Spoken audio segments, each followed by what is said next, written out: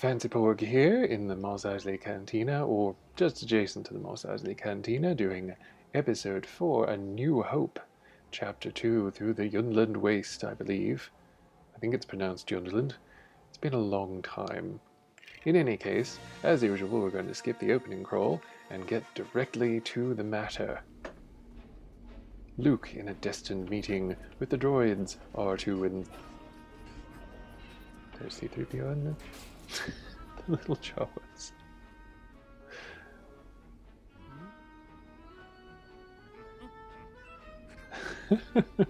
I'm sorry to be so kind of disrupted so easily. I just love these little Lego cutscenes because they're brief and to the point. They're very concise.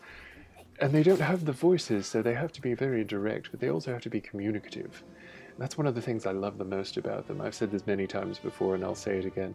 I also love Luke's speeder car there. I think that is so wonderful. I always thought that was a neat concept, and the Tusken Raiders freaked me right out. And I love Obi-Wan sneaking there. But, ooh, the Tusken Raiders just freak me the heck out.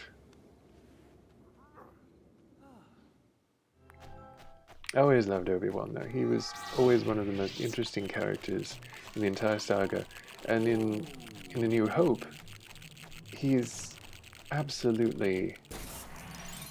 I feel like he was much more interesting than even, you know, like everybody went crazy about Darth Vader, but I thought old, you know, Ben Kenobi was way more interesting than Darth Vader.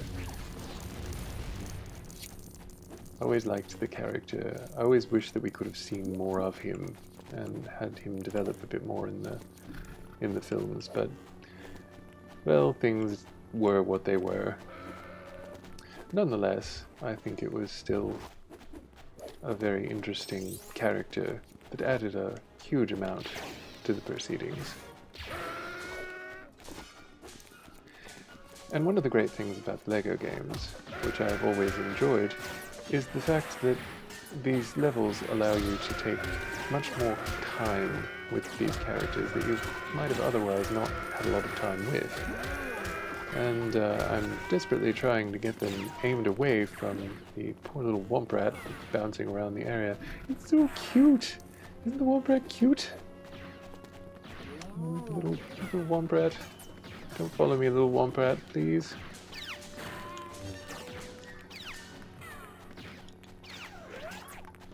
I'm sort of getting the hang of the deflection, but if I can't reflect it, then... Okay. Now we can head up here, where the Tusken Raiders were. Really, for such kind of incidental monsters, I will say, because they really are monstrous.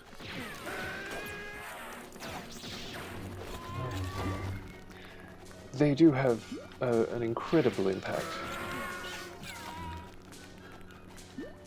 I think that's a really great thing. I think that's one of the biggest ways that Star Wars excels, is having such comprehensive and fascinating character design, even for, you know, monsters and incidental creatures and alien beings like the Tusken Raiders. They're just monstrous, just terrifying.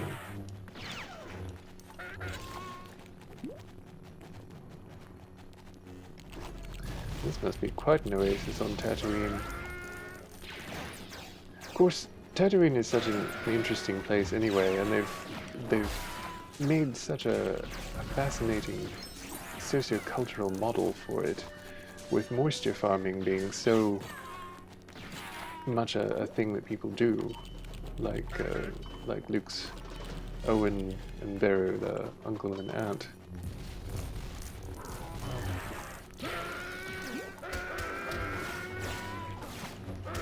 It's kind of an interesting thing, concept in terms of like conceptual. Oh, here they go again. Little womp rat, this is not a place for you.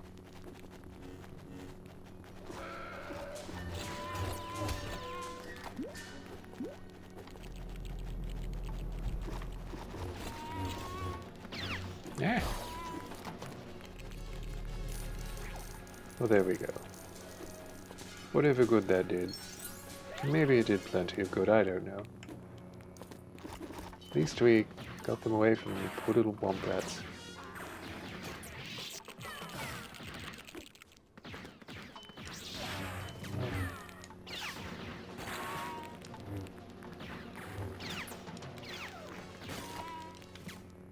I'm starting to get the hang of that deflection thing and reflection. But you really have to. The timing is surprisingly needful. You have to be just the right time, or else it won't work. As stated before, I'm not going to obsess over getting all of the studs or even most of them. I'm just going to try and do my best to get through the levels and hopefully comment interestingly. When I do the free mode levels, I will come back and get more of the Lego studs and see if I can get the true Jedi status. Because you get bricks for that, and you get to unlock more stuff with it, which is always good. It's always nice to unlock more stuff. And there's so much to unlock in these games. The Lego games always have so much in them, so much in the way of content. And even the oldest of Lego games was always just replete with content. There's always so much to keep you playing and keep the longevity high. Even after you played through the story, of course, you would want to play through in free mode because that would allow you to combine all kinds of characters and so forth that you otherwise wouldn't be able to combine. You really had to play the game through a couple of times, or else you wouldn't be able to see all there was to see. There would be whole areas in levels that you wouldn't be able to check out if you did not play through in free mode too.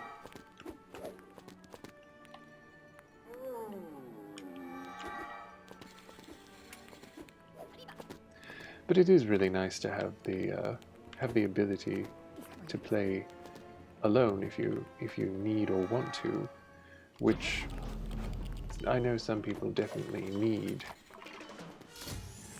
Because I remember when I was growing up, we moved around all the time, and I didn't have reliable people coming round to play video games with me. So I would have loved to have a game like the Lego games, the Lego Star Wars especially, to play when I was younger, because the AI is so good, generally speaking. A lot of it is actually, if not exactly as good as having someone else there, almost as good as having someone else there, which is nice. And now we can get into the sandcrawler. But first I'm going to make some droids, because I love droids.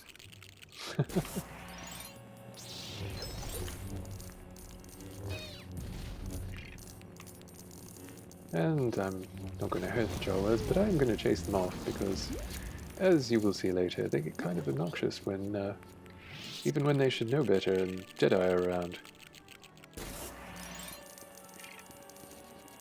I do love the overtures-like motifs in some of the some of the incidental music for the films that pops up in the stages.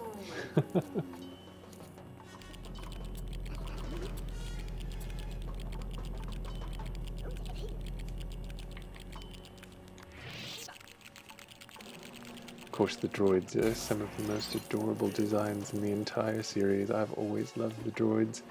Even if you don't care about much of anything else in Star Wars, you've got to admit the droids are pretty great. They're pretty lovable. The designs are really distinctive, and they have such personalities, which I think is one of the things that makes them really stand out. Because really, when you look at things like, for example, Forbidden Planet, you remember, of course, the marvelous imagery and even the oh, it's the little golf droid. Even the monsters, and of course, if you're a fan of the film, you'll remember Leslie Nielsen in a dramatic role, which near to the end of his career, he was simply not doing anymore. He was doing comedy. But one of the most distinctive things, of course, about it was the robots. Of course, all the technology and the delightful futuristic sounding, oh dear, sorry about that, futuristic sounding music. And I only mean to chase the Jawas off. That one will respawn soon, I hope. Feel kind of bad. Oh! I am causing all kinds of incidental damage, and I feel bad about that.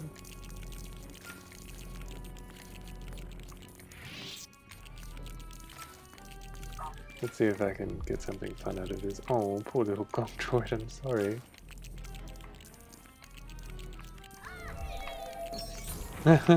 You can also use the Force to stun them, which is good, because as we will be seeing shortly, the Jawas love to interfere with technology. They love to interfere with us. Which, you know, they really shouldn't do, given as we are, you know, well, I am a Jedi at the moment. Let's see what we can do with this little block. Building another droid. Maybe even another. Basically, I'll just keep on building droids until the Banthas come home. If that was a really good pun, please let me know. I can't say as I am a, you know, diehard Star Wars fan and would be able to judge a thing like that.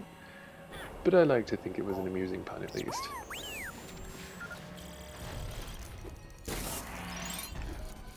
Alright.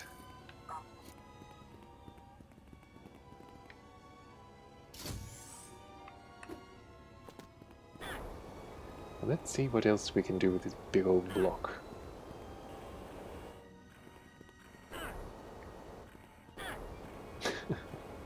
Gotta love the grunting.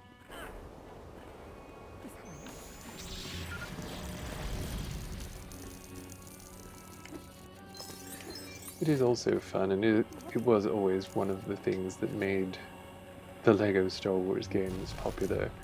The ability to go around and, you know, explode things if you wanted to. You never had to. Unless it was specifically for some purpose of building or, you know, getting the high score or something like that. But to know that it was available, really it was kind of pioneering in terms of destructive environments, because you didn't really have that with a lot of games, especially not to the level that the LEGO games had it. And in many ways it was incorporated more and more as the LEGO games advanced into the gameplay, so that you were really encouraged more to do that as much as possible. And now we've got our two. I love R2.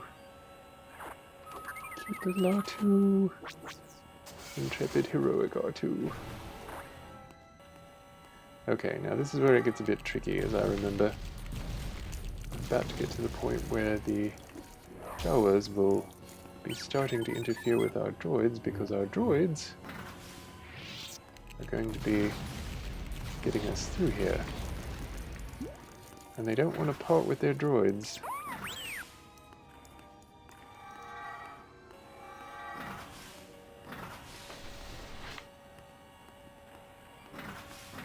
But then we saw that from the intro too.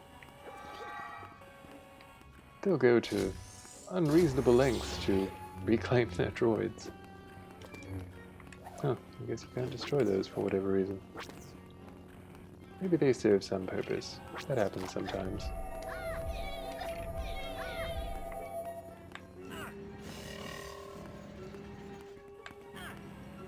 Let's see what we can do with this.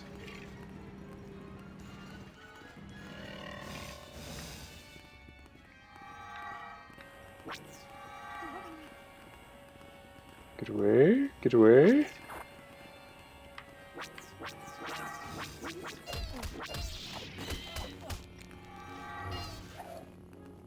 No, don't try and do funky Jedi moves on the Jawas. They would be utterly unimpressed. Oops, sorry. I thought,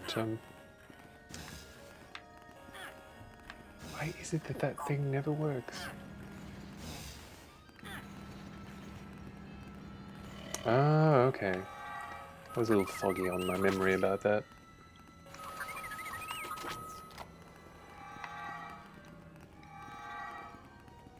Okay, we need 3PO. Come on, 3PO.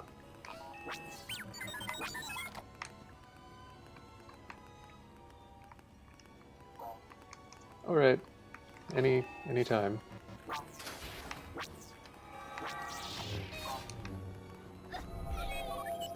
There you go.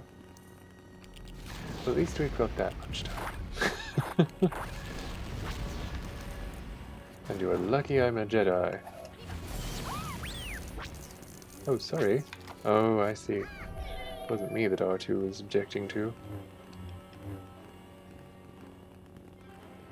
Well, maybe once I have some things figured out in free mode here, I'll be able to do more with this level. Because there's always a lot of interesting things to discover.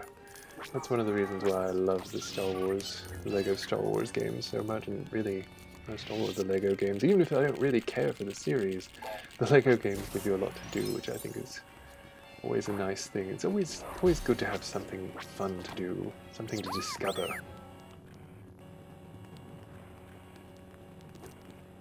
The games do reward creative problem solving, but even more than that, as the games advance, they award more creativity and they give you a lot more opportunity to do things creatively, which I think is helpful. Some of the things are not as great as others. Like, some of the games tried things that obviously weren't kept forever, but a lot of the time they learned from what they added and what they tried to do, and after doing that, usually geared it to something that did work.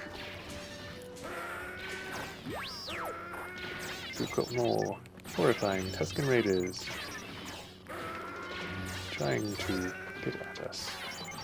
But I don't think they'll get at us from over there, so let's let 3PO work at this. I think Luke just sank in the mud. I am completely correct, he did. Obi-Wan? What are you doing, Obi-Wan? Sometimes the AI has a mind of its own, which is not bad. It's just it's a lot like playing with another person, because the AI will sometimes just kind of decide to do something and go off and do it. But it can make it a lot more like playing with an actual person, which can be a lot of fun. It's one of the best parts, even if sometimes it can be a little bit realistic, like frustrating in a realistic way, like playing with a real person. You know, you have the very real "what are you doing" moment that sometimes you would have with someone in person with you.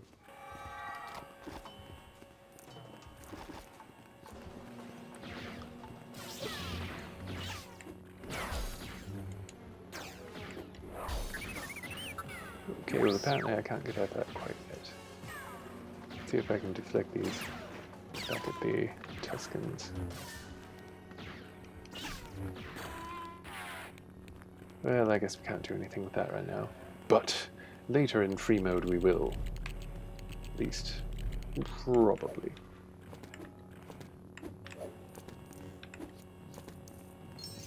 I know I said I wasn't going to get all the Lego studs, and I'm basically doing that anyway, but it's fun to get them. You just can't really be under the belief that going through story mode you'll really get them on each and every, or even any, levels.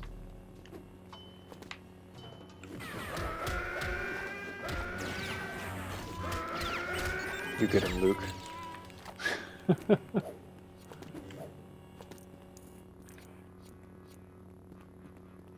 Alright, we'll head through here. Over this new bridge I've found. That's right, R2.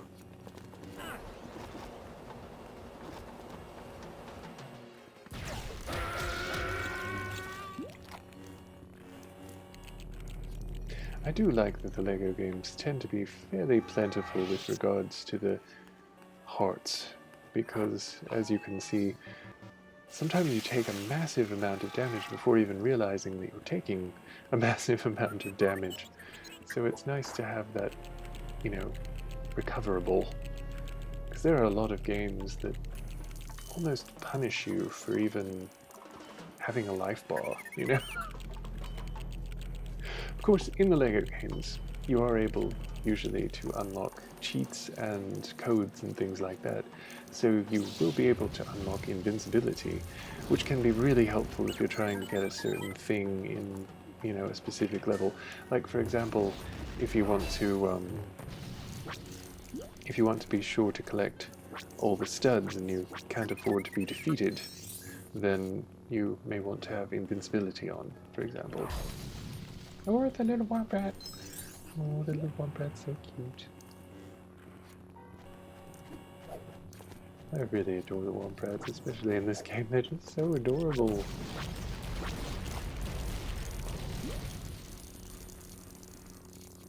Alright, and we are looking at the speeder. I guess the Jawas probably were trying to salvage what they could. But it's not yours, Jawas, it's not yours. You can't have R2 either. He's our hero.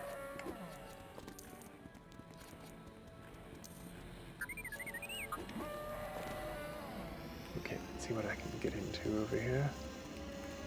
I don't think there's anything over here that we can do anything with in story mode.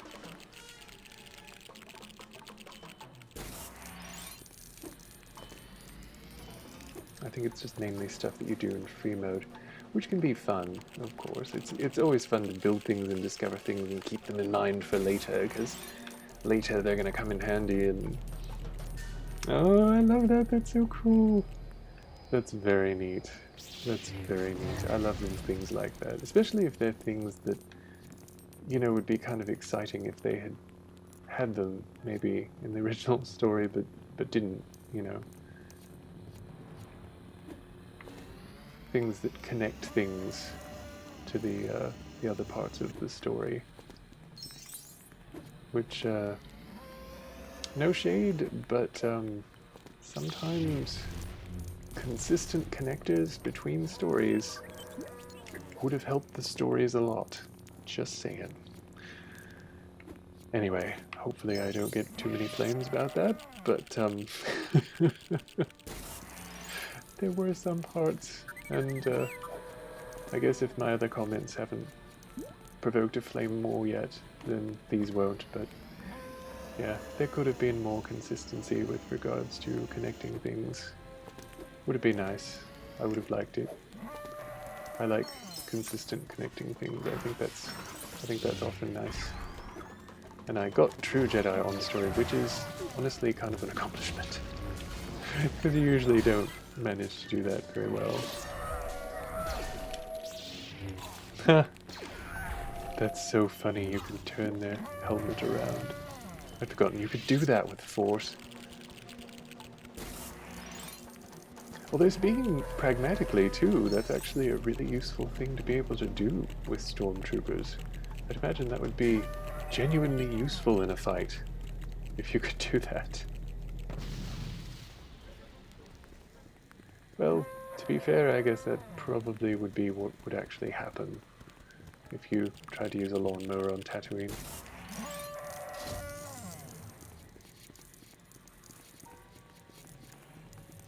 Here we have all of our friends.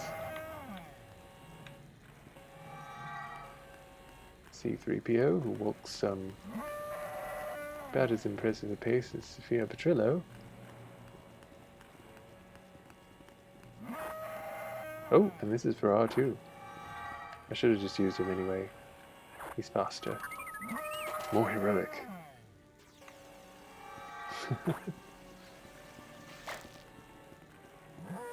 Oh, they're pretty.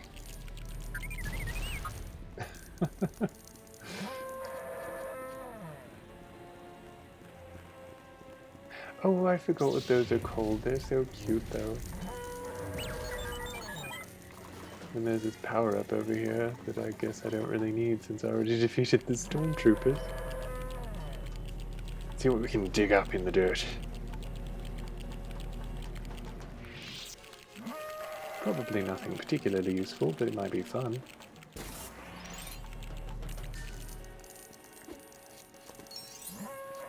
That was fun. I love this Lego clothesline. Little Lego socks.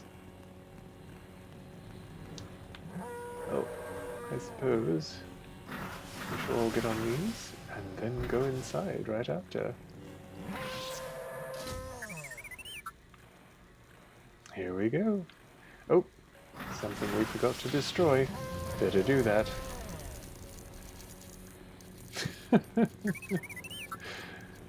There we go. That was fun.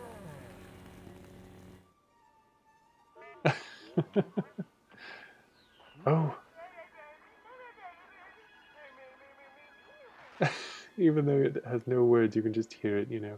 Obi-Wan, you're my only hope. One of my favorite moments from all of the Star Wars films. An elegant weapon for a more civilized age. Oh, Luke. Oh dear. Oh dear. What have I done? Obi-Wan is thinking to himself. Well, that was so much fun. Thank you so much for joining me. I'm sorry I'm a little understated today, but I'm glad to be with you. I'm glad to have you with me for this adventure. And I hope you've had as much fun as I have. And if you like what I do, if you enjoy these videos, please follow me on Patreon, become a patron and get all kinds of bonuses, and of course updates.